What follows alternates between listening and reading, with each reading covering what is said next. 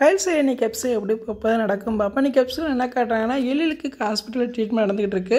கத்தியால் குத்துனா யாருன்னு தெரிஞ்சு கண்டுபிடிக்காமல் நான் விட மாட்டேன் அப்படின்னு சொல்லி கையில் நம்பி ஆக்ரோஷமாக பேசிக்கிட்டு இருக்காங்க. அது மட்டும் இல்லாமல் எழில் எப்படி காப்பாற்றணும் தெரியாமல் தவிச்சிக்கிட்டு இருக்காங்க.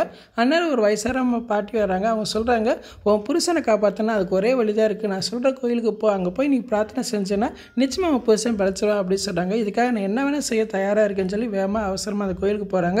அந்த கோயிலில் போய் எழிலுக்காக வேண்டுறாங்க. அந்த கோயிலோட வெகுதி எடுத்துகிட்டு வந்து எழிலுக்கு பூசி விட்றக்காக வேகமாக வராங்க. அங்கே பார்த்தா எழில காணோம். எம்பி அதிர்ச்சி ஆகிறாங்க. அங்கிட்டு பார்த்தா சரவணவேலோட சித்தப்பா வந்து அவன்கிட்ட பெரிய பிரச்சனை பண்ணுறாங்க. உண்மையை சொல்கிற எழில நீ என்னடா செஞ்ச, எழில நீ தான் எங்கேயா கடத்தி வச்சிருப்பா, இப்போ சொல்ல போகிறே எல்லாடும் சொல்லி சட்டையை பிடிச்சி கேட்டுக்கிட்டு இருக்காங்க. அவங்க ரெண்டு பேரும் பேசிக்கிட்டு இருக்கிறத கையில் கேட்டுட்டாங்க. கையில் கேட்டோன்னே எம்பி அதிர்ச்சி ஆகிறாங்க. உடனே சரவணவேல் சட்டையை பிடிச்சி கேட்குறாங்க, உண்மையை சொல்கிறேன், என் எழில் என்னடா பண்ண, எழில கத்தியால் குத்துனது நீ தானே, இப்போ எழில எங்கடா கடத்தி வச்சிருக்க, எனக்கு எழில் வேணும், எழில நான் பார்த்தே ஆகணும்டா அப்படின்னு சொல்லி கதறாங்க. அப்போ சரவணவேல் எதுவுமே சொல்லாமல் அப்படியே திருத்தணும் முழிச்சிக்கிட்டு இருக்கான். இதை தர்மலிங்க வடிவம் பார்த்து அவங்க அதுக்கு மேலே அதிர்ச்சியாரமாக காட்டுறாங்க. இன்றைக்கான எபிசோட் இப்படி தான் போகுது. ஃபுல் வீடியோ பார்த்துட்டு பேசுவோம். அந்த வீடியோ பிடிச்ச வீடியோக்கு லைக் கொடுத்துட்டு மறக்காமல் சப்ஸ்கிரைப் பண்ணுங்கள். தேங்க்யூ.